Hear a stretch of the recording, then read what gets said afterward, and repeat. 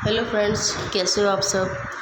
आप सब के लिए मैं हिंदी व्याकरण की वीडियो में आज अलंकार को पहचानने की धांसू ट्रिक लेकर आई हूँ, जो आप सबको अच्छी लगेगी और आपके समझ में भी आ जाएगी।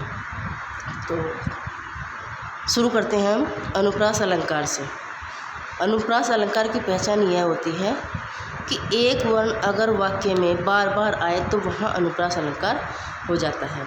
अब देखते हैं दूसरा अलंकार, यमक अलंकार। एक ही शब्द दो बार आए, एक ही शब्द दो बार आए तो वहाँ पर अलंकार यमक हो जाता है। तीसरा अलंकार होता है हमारा श्लेष अलंकार। एक शब्द के अगर विभिन्न अर्थ निकले, यानी कि एक से ज़्यादा अर्थ निकले, 2, 4, 6 इस तरह के, ये श्लेष अलंकार की पहचान होती है। चौथा अलंकार उपमा अलंकार हो जाएगा।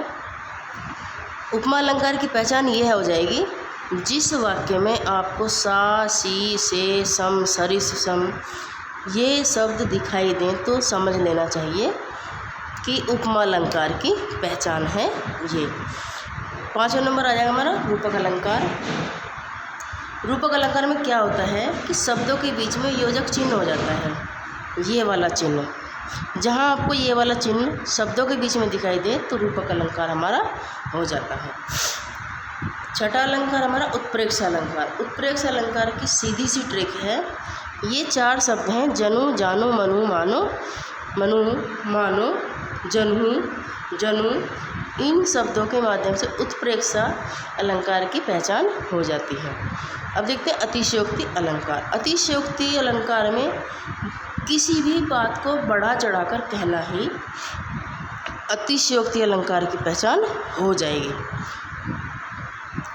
अब देखते हैं अगला अलंकार हमारा भ्रांतिमान अलंकार। जहाँ कहीं भी आपको भ्रम जैसी भावना हो वहाँ पर हमारा भ्रांतिमान अलंकार हो जाता है, यही इसकी पहचान है। जहाँ कहीं भी आपको भ्रम दिखाई दे, भ्रम जैसी भावना हमें दिखाई दे रही हो, यानी कि हमारे अंदर चल रही हो, तो वहाँ पर भ्रांतिमान अलंकार हो जाएगा।